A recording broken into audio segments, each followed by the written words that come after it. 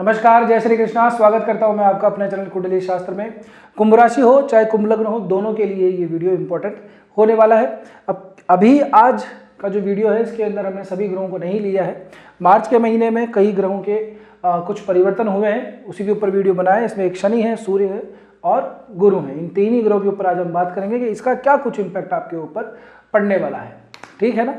तो सबसे पहले अगर गुरु की बात करें तो ये मार्गी हुए हैं 4 महीने के बाद में। 11 नवंबर को ये वक्री थे, उसके बाद में 11 मार्च को ये मार्गी हुए हैं। वक्री क्या होता है? वक्री जब कोई ग्रह हो जाता है तो हमें ऐसा प्रतीत होता है कि वो ग्रह उल्टा चल रहा है, रिवर्स में चल रहा है। मतलब उसके जो इम्पैक्ट हैं वो हमें डिले हो जाते हैं, थोड़ी देरी से प्राप्त होते हैं। उनके जो प्रभाव हैं उसमें देरी आती है। ठीक है ना। शनि जो है वो अस्त हो गए हैं। शनि 13 मार्च को अस्त हो गए हैं। शनि सूर्य, कोई भी ग्रह जो होता है वो सूर्य से ही अस्त होता है। 15 डिग्री के आसपास जब अंतर पे आता है शनि सूर्य के, तब वो अस्त हो जाता है। तो 13 मार्च को शनि अस्त हो गए और 2 दिन बाद ही यानी कि 15 मार्च को सूर्य ने मीन राशि में प्रवेश किया। यानी कि शनि और सूर्य की युति मीन राशि के अंदर बन रही है। ठीक है। तो कुंभ राशि, कुंभ लग्न, उनके ऊपर क्या प्रभाव पड़ेगा उसके ऊपर बात कर लेते हैं। सबसे पहले हम गुरु से बात करते हैं। देखिए सबसे पहले एक और इम्पोर्टेंट बात कि सबसे पहले जो इंपॉर्टेंट होता है वो व्यक्तिगत रूप से, पर्सनली अगर मैं बात करूं तो आपका जो बर्थ चार्ट है, जो आपकी जन्म कुंडली है, उसमें ग्रहों की कहाँ पे पोजीशन है, ये सबसे महत्वपूर्ण है। उसके बाद में किस ग्रह की दशा, अंतर्दशा, प्रत्यंतर दशा चल रही है, ये महत्वपूर्ण है।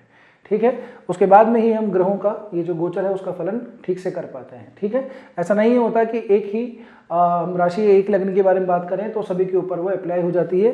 ग्रहों की पोजीशन आपकी चार्ट में क्या है वो निर्भर करता है किस नक्षत्र में है, फिर अलग अलग नवमांश में कहाँ पे उसकी स्थिति बनी हुई है डिविजनल चार्ट्स के अंदर। उन सब चीज़ों को ध्यान में रख के ही फिर हम ये गोचर का फलन करते हैं। अब सामान्य रूप से आदमी को समझ में आता नहीं है कि भाई क्या चल रहा है, कोई समस्या है तो उसको किस तरह से हम कहाँ से, कौन से ग्रह से हम उसको देखें, है ना। तो आपको ऐसा है कि अगर कोई परेशानी है, उसका ज्योतिषीय समाधान जानना चाहते हैं तो नीचे कॉन्टैक्ट इन्फॉर्मेशन दी हुई है, वहाँ पे आप जाके अपना अपॉइंटमेंट बुक करवा सकते हैं। अब बात करते हैं गुरु की। गुरु ने देखिए राशि नहीं बदली है, पुनर्वसु नक्षत्र में थे, पुनर्वसु नक्षत्र में ही है। पुनर्वसु नक्षत्र गुरु का ही नक्षत्र है। मिथुन ये राशि है, पंचम भाव आपके लिए है। हुआ क्या है, गुरु की चाल में बदलाव आया है। जब चाल बदल जाती है तो सब कुछ बदल जाता है। ठीक है ना। तो चाल इनकी पहले डिले वाली थी, वक्री वाली थी, रेट्रो थी, रिवर्स में थी। अभी अपनी स्पीड से चल रहे हैं, यानी कि अपने प्रभाव अपने समय के अनुसार देंगे। पंचम भाव के अंदर गुरु की जो स्थिति है वो बहुत बढ़िया रहती है, शुभ रहती है। खास करके जो भी स्टूडेंट हैं जो इस समय एग्जाम्स वगैरह की तैयारी कर रहे हैं, उनके लिए ये गुरु के ये जो मार्गी हुए हैं ये काफ़ी अच्छी पोजीशन मानी जाएगी। दूसरी बात, जो लोग ऐसे हैं जो संतानों की तरफ से थोड़े से परेशान थे, अगर बच्चे कुछ बीमार वगैरह रहते हैं, पेट वगैरह में थोड़ी सी प्रॉब्लम बच्चों के रहती है ना, पढ़ाई लिखाई ठीक से नहीं कर पा रहे, रिजल्ट थोड़ा ठीक से नहीं आ रहा, तो उनके लिए भी ये व्यवस्था जो है, ये जो गुरु की जो चाल है ये बहुत ज़्यादा लाभकारी है। तो आपके ज्ञान में वर्धन है, आपकी समृद्धि, प्रसिद्धि, उसके अनुसार भी पंचम भाव को देखा जाता है। तो यहाँ से ये गुरु अपना शुभ प्रभाव आप लोगों को ज़रूर से देंगे। ठीक है। पंचम में बैठा हुआ गुरु, त्रिकोण के अंदर बैठा हुआ गुरु है और आपके लग्न से भी संबंध बनाता है, आपके पंचम से भी संबंध बनाता है, दृष्टि डालता है। तो हर तरीके से गुरु की ये जो मार्गी चाल है आप लोगों के लिए शुभ ही रहने वाली है। गुरु की दृष्टि की बात करें तो गुरु देखिए 5वीं दृष्टि डालता है तुला राशि के ऊपर, ठीक, नवम भाव के ऊपर। यहाँ पे जो नवम भाव है ये धर्म का है, कर्म का है, ये पिता का है। ये भाव जो है आप लोगों के लिए जो भाग्य है आप लोगों का उससे संबंधित है। ठीक है ना। तो भाग्य के वश कुछ आप लोगों को नहीं मिल रहा है ना, देरी बहुत हो रही है कि यार 2 दिन का काम होता है, महीना लग जाता है उसके अंदर। तो ऐसी चीज़ों के अंदर आप लोगों को अब थोड़ा पॉजिटिव रिजल्ट ज़रूर मिलेगा, टेंशन की बात नहीं है। ठीक है ना। दूसरी बात, ऐसे समय के अंदर अगर आपके कोई ऐसा अवसर आता है जिसमें कोई धार्मिक काम हो, कोई अनुष्ठान हो रहा हो, कहीं पे आपको अपनी सेवा देनी हो, तो उस अवसर को जाने मत दीजिएगा। कहीं पे भी अगर आपकी आर्थिक रूप से अगर आप मदद कर सकें या अगर आप व्यक्तिगत रूप से मदद कर सकें मन से, वचन से, धन से, कर्म से, जैसे भी अगर आप धार्मिक क्रियाकलापों में अगर मदद कर सकें, बढ़ चढ़ के हिस्सा लें, तो आप लोगों के लिए और ज़्यादा ये फायदेमंद होगा। गुरु की ये जो मार्गी चाल है भाग्य में भी आप लोगों की वृद्धि करती हुई नजर आती है। तो नवम पंचम इन दोनों का भी संबंध बन रहा है, पंचम में बैठ करके नवम को देख रहे हैं, ये बहुत ही ज़्यादा शुभदायी स्थिति मानी जाती है। गुरु जैसा ग्रह जो होता है वह वैसे भी शुभदायी ग्रह होता है। आप लोगों के लिए लाभ भाव का और द्वितीय भाव का स्वामी बनता है गुरु।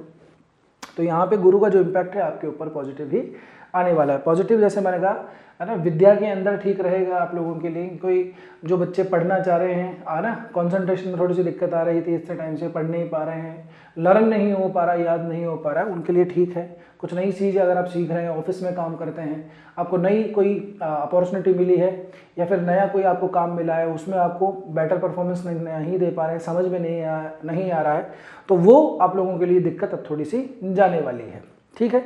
गुरु की अगर सातवीं दृष्टि की बात करें तो गुरु की सातवीं दृष्टि पड़ रही है आपके लाभ भाव के ऊपर, धनु राशि के ऊपर। धनु राशि गुरु की स्वयं की मूल त्रिकोण की राशि है, अग्नि तत्व की राशि है। लाभ भाव पे गुरु की दृष्टि ये भी आप लोगों के लिए शुभ फल देके आएगी, क्योंकि अगर आप देखेंगे तो काम जो है, काम की ग्रोथ 11वां भाव दिखाता है। काम अगर दशम भाव दिखाता है तो काम की वृद्धि, काम की प्रोग्रेस, काम की ग्रोथ जो है वो 11वां भाव दिखाता है। तो अगर कहीं पे अपना कोई काम अटका हुआ है ना, अपनी जॉब में आगे बढ़ नहीं पा रहे हैं, है ना, स्विच करने के बाद भी अगर ठीक से अपनी डेजिग्नेशन को नहीं मिल पा रहा है, वो सैलरी नहीं मिल पा रही है, वो हाइक नहीं मिल पा रहे हैं, वो पक्ष नहीं मिल पा रहे हैं, तो ये समय आप लोगों के लिए काफ़ी ज़्यादा अच्छा है। इस समय पे अगर आप चाहें तो अपनी प्रोग्रेस के लिए, अपने इंक्रीमेंट के लिए, अपने प्रमोशन के लिए आगे अपने सीनियर बॉस से भी बात कर सकते हैं। उनसे भी संबंध आपके थोड़े से मधुर ही होते हुए दिखाई दे रहे हैं। गुरु की अगर मैं बात करूं नवी दृष्टि की, तो आप ही की लग्न, आप ही की राशि के ऊपर पड़ती है। कुंभ राशि के ऊपर गुरु की नवी दृष्टि पड़ रही है, अमृत दृष्टि पड़ रही है। दृष्टि पहले भी थी लेकिन अब मार्गी गुरु की दृष्टि पड़ रही है, फर्क है इसमें। ठीक है ना। कुछ ग्रंथकार ऐसे भी हैं जो इस तरह से हैं कि जब कोई ग्रह वक्री हो जाता है तो पीछे वाले भाव के भी इम्पैक्ट देने लग जाता है। ठीक है ना। तो फिर उसकी दृष्टि को कैसे कैलकुलेट करें, ये बड़ी एक समस्या हो जाती है। बहरहाल आप इतना समझ लीजिए कि आपके ऊपर भी मार्गी गुरु की जो दृष्टि है वो भी आपकी पर्सनैलिटी में थोड़ी सी इंप्रूवमेंट लेके आएगी। जो तनाव चिड़चिड़ापन हो रहा है ना, उसका कारण है क्योंकि अभी कुंभ राशि के अंदर मंगल है, यहाँ पे राहु भी चल रहा है और बुध भी है। बुध वक्री भी था लेकिन बुध जो है अब 21 मार्च के आसपास मार्गी हो जाएगा। तो 3 ग्रह राहु मंगल की ये जो युति है, इसी ने ही पूरी दुनिया, देश दुनिया में काफ़ी कुछ हड़कंप मचाया हुआ है। हाल फिलहाल मिडिल ईस्ट में अगर आप देखेंगे तो जैसे ही मंगल का शतभिषा नक्षत्र में प्रवेश हुआ, उससे 1-2 दिन पहले ही सारी स्थितियां बन गई थी और देन उसके बाद में अभी तक व्यवस्था चल रही है। ठीक है ना। तो जब ऐसी स्थितियां आती हैं तो दिक्कतें थोड़ी सी बढ़ जाती हैं देश दुनिया के लिए। और जो आप मानसिक तनाव झेल रहे हैं, अग्रेशन अपने अंदर आ रहा है, झगड़ा सा हो जाता है हर किसी बात के ऊपर, हर किसी व्यक्ति से, जरा सी बात भी बर्दाश्त नहीं हो रही है, एक पल कहीं सोचते हैं, दूसरे पल कहीं सोचते हैं। इस समय बहुत ज़्यादा आप लोगों के अंदर दिमाग में जो है स्टेबिलिटी नहीं है, कोई डिसीजन नहीं ले पा रहे, अग्रेशन बहुत जल्दी हो जाता है। ठीक है ना। कि यार ऐसे कर देंगे, वैसे कर देंगे, काम करने जाते हैं तो चीज़ें अस्त व्यस्त हो जाती हैं, प्लानिंग के हिसाब से कुछ भी एग्जीक्यूट नहीं हो पा रहा है। तो ये स्थिति जो है, ये अब आपके राशि, आपके लग्न के ऊपर राहु और मंगल, इनकी जो पोजीशन बनी हुई है उसकी वजह से मार्गी गुरु की जो दृष्टि है इस घाव के ऊपर थोड़ा मरहम लगाएगा। घाव पे मरहम का मतलब थोड़ी सी राहत आप लोगों को मिलेगी, जो दिमाग है थोड़ा सा शांत होगा, पर्सनैलिटी, व्यक्तित्व के अंदर थोड़ा सा बदलाव आएगा। चिंता मत कीजिए, समय है ये भी, जो राहु मंगल का निकल जाएगा। 2 अप्रैल को मंगल आगे बढ़ जाएंगे, तब ये कुंभ राशि से आगे हट जाएंगे, तब की तब खैर जब देखी जाएगी। अभी वर्तमान में जब आप वीडियो देख रहे हैं तो गुरु की ये जो मार्गी दृष्टि है आप लोगों के लिए व्यक्तित्व के अंदर काफ़ी कुछ चीज़ें लाएगी। मानसिक संतुलन थोड़ा ठीक होगा, मेंटली डिस्टर्बेंस है उसमें थोड़ी सी आपको राहत मिलेगी। देखिए, मैं ये बिल्कुल नहीं कह रहा हूँ कि आपके ऊपर ऐसी दृष्टि पड़ेगी आप माला माल हो जाएंगे, पैसे आएंगे, धनवान बनेंगे, पूरी दुनिया में पूजे जाएंगे, राजा बन जाएंगे, ऐसा कुछ भी नहीं होता है। ठीक है ना। लेकिन हाँ, जो नेगेटिव इम्पैक्ट है बाकी चीज़ों का वो कम हो जाएगा गुरु की इस दृष्टि से। ठीक है ना। अब बात करते हैं शनि की। शनि ही आपके जो है राशिश बनते हैं, लग्नेश बनते हैं। शनि की मूल त्रिकोण की राशि होती है कुंभ राशि, और ये बैठे हुए हैं मीन राशि के अंदर, ये भी गुरु की ही राशि है। शनि स्वयं आज तो बैठे हुए नहीं है, साल भर से बैठे हुए हैं। पिछले 27-28 मार्च से जो है शनि जो है यहीं पे 27 मार्च को शनि मीन राशि में गोचर कर गए, तो लगभग 1 साल होता हुआ आया। अब हुआ क्या, शनि क्या है, अस्त हो गए। अब अस्त होने से ग्रह क्या होता है, उसका प्रभाव कम हो जाता है। वैसे तो आपके लिए शनि जो है थोड़े कारक ग्रह बनते हैं क्योंकि आपके लग्नेश हैं, आपके राशिश हैं, लेकिन 12वें भाव के स्वामी भी बन रहे हैं, मगर फिर भी हम इसको कारक ही मानेंगे एक बार के लिए।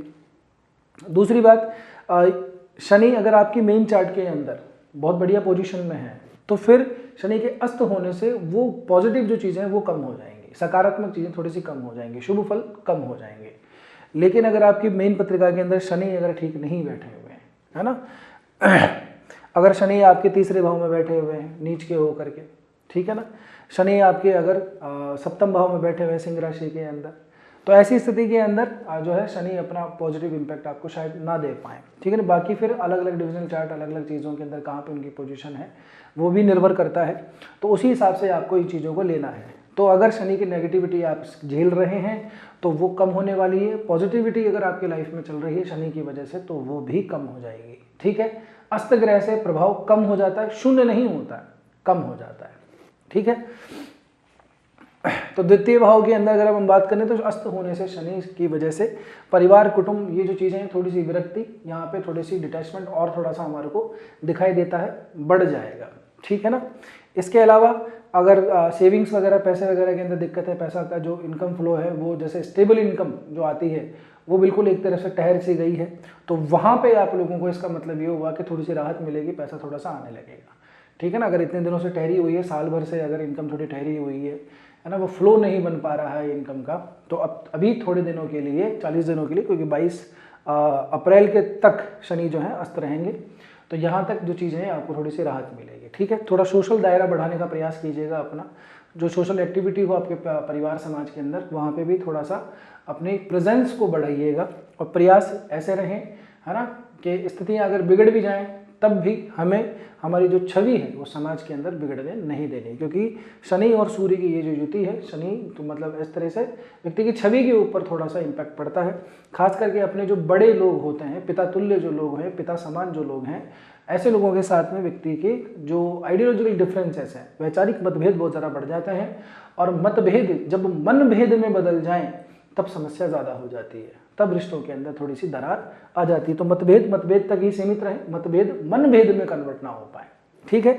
शनि की तीसरी दृष्टि चौथे भाव पे पड़ती है, अस्त हैं अभी, पॉजिटिव इम्पैक्ट दे रहे हैं। अगर आपका प्रॉपर्टी एसेट्स इसके अंदर काम बढ़िया चल रहा है पिछले काफ़ी कुछ टाइम से, तो फिर आप लोगों को अभी 40 दिन के लिए थोड़ा सा ठहर जाना चाहिए, कोई बड़ा सौदा करने से थोड़ा सा बचना चाहिए। अगर ऐसा है कि कुछ प्रॉपर्टी एसेट्स नहीं बन पा रही है साल भर से, है ना, कुछ भी नहीं हो पा रहा है, बस दिए जा रहे हैं, सोच ही रहे हैं कि कुछ हो जाएगा बढ़िया, लेकिन नहीं हो रहा है, तो इसका मतलब अगले 40 दिनों के लिए थोड़ा सा रास्ता आगे से आपका खुल जाएगा, क्योंकि इसी राशि के ऊपर, वृषभ राशि के ऊपर यहाँ से मंगल चौथी दृष्टि भी डालते हैं, 2 अप्रैल तक तो चौथी दृष्टि डालेंगे।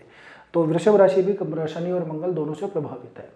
तो यहाँ पे अपनी एक तो माता जी के स्वास्थ्य का ध्यान रखना है सबसे पहले, बड़ा रिस्क नहीं लेना है, कोई भी इन्वेस्टमेंट करने से पहले कई बार सोच लेना है। अगर ठहरा जा सके तो ठहर जाइए, रुका जा सके तो रुक जाइए, समय को निकल जाने दीजिए, उसके बाद में निवेश कर लीजिएगा। शॉर्ट टर्म गेन के चक्कर में कुछ जाएंगे तो मामला उलझ सकता है। लॉन्ग टर्म के हिसाब से इन्वेस्ट आप कर सकते हैं, कोई दिक्कत वाली बात नहीं है, ठीक है ना। वैसे एक और बात ही, यहाँ पे शुक्र भी अभी विराजित है, शुक्र मीन राशि में उच्च के होते हैं, वृषभ राशि शुक्र की ही राशि है, ठीक है ना।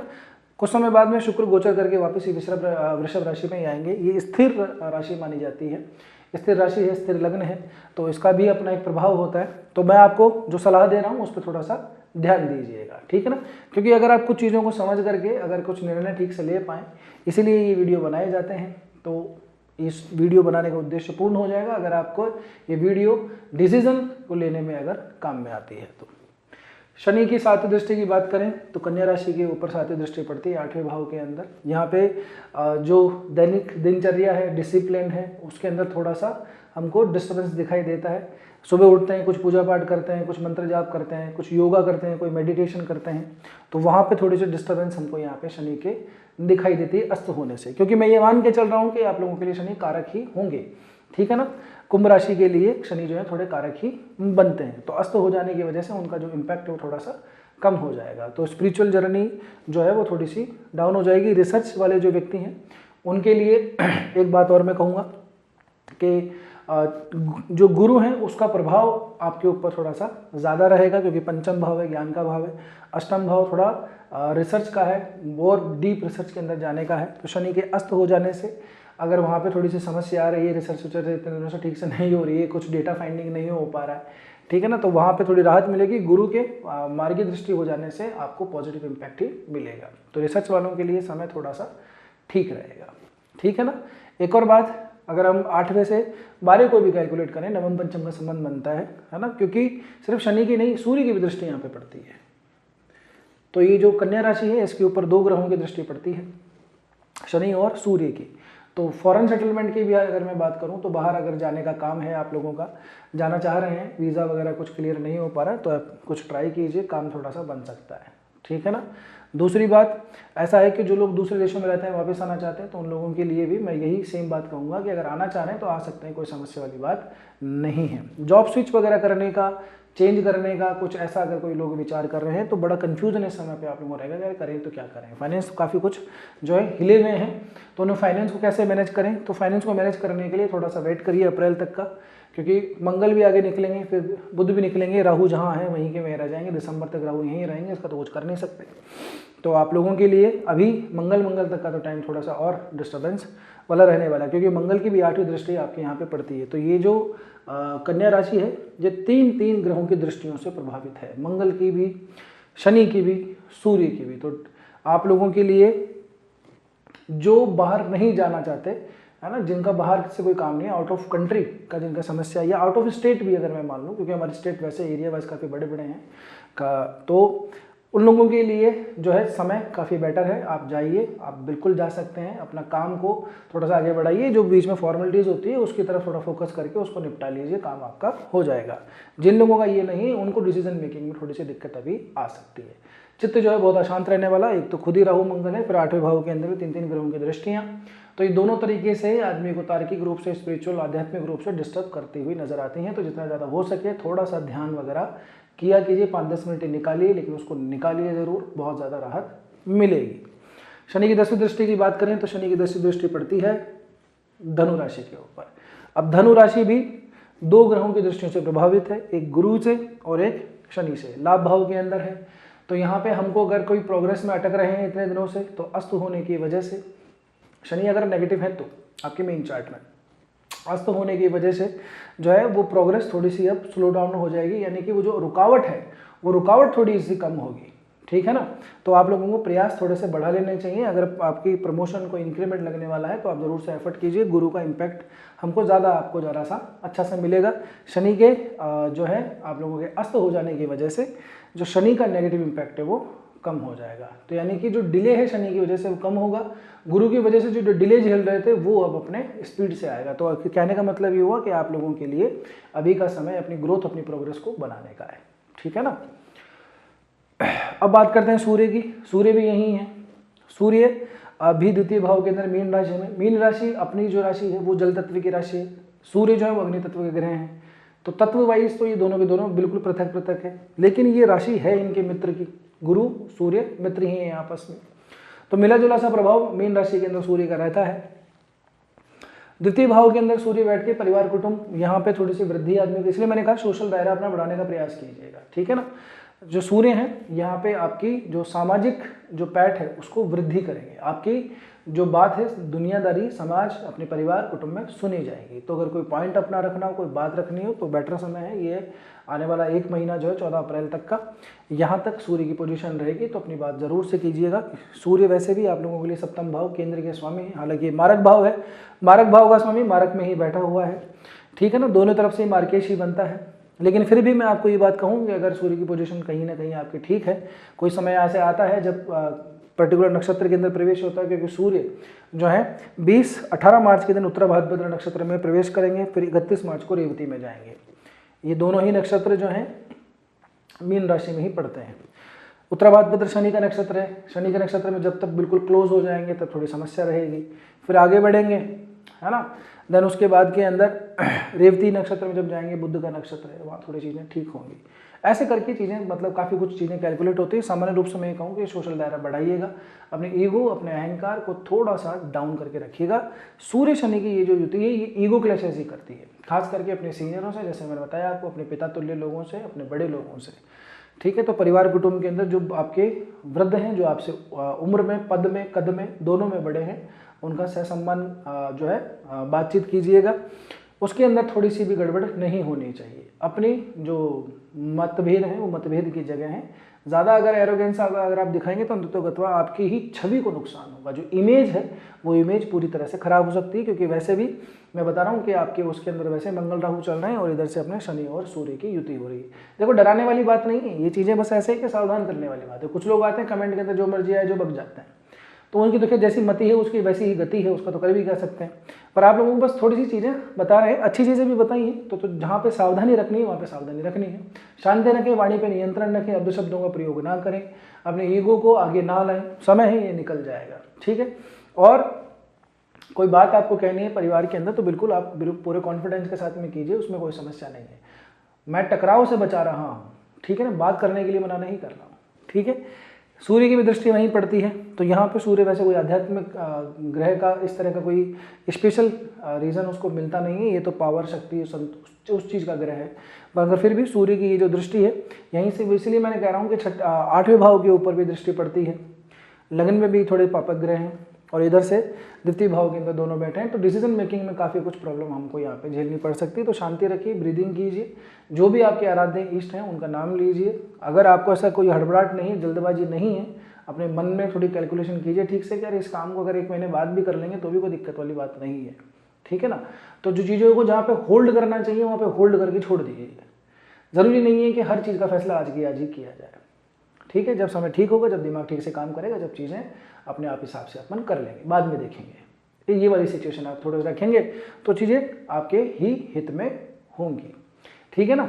अब देखिए कि यहाँ तक अगर आप पहुँच गए हो तो वीडियो ठीक ही लगा हुआ आप लोगों को, तो एक रिक्वेस्ट है अब आप लोगों से कि आप लोग आते हैं, देख के चले जाते हैं, चैनल को सब्सक्राइब वगैरह कुछ करते नहीं है। थोड़ा मोटिवेशन चाहिए होता, आपने देखा होगा इसमें ना तो कोई स्क्रिप्ट है, स्क्रिप्ट होता तो इसमें एडिटिंग वगैरह भी बहुत सारी होती, पर ये एकदम बिना स्क्रिप्ट के वीडियो है। तो मोटिवेशन बना रहे, टाइम थोड़ा लगता है काफ़ी चीज़ों को कैलकुलेट करने में, तो सब्सक्राइब करके चले जाएंगे तो बहुत बहुत धन्यवाद होगा आप लोगों का। वीडियो कैसा लगा कमेंट करके ज़रूर बताना है, लाइक तो आपने कर ही दिया हुआ। रिक्वेस्ट मेरी आप लोगों से ये है कि कमेंट सेक्शन में जाएगा, वहाँ पे उसको स्वाइप कीजिएगा, वहाँ पर हाइप का ऑप्शन आएगा, वीडियो को हाइप ज़रूर से दे दीजिएगा, ठीक है ना। बस आज के वीडियो में इतना ही, मिलते हैं अगले वीडियो में, तब तक के लिए स्वस्थ रहिए, मस्त रहिए, अपना और अपनों का ध्यान रखिए। जय श्री कृष्णा, जय श्री राम, हर हर महादेव, जय गौरी शंकर।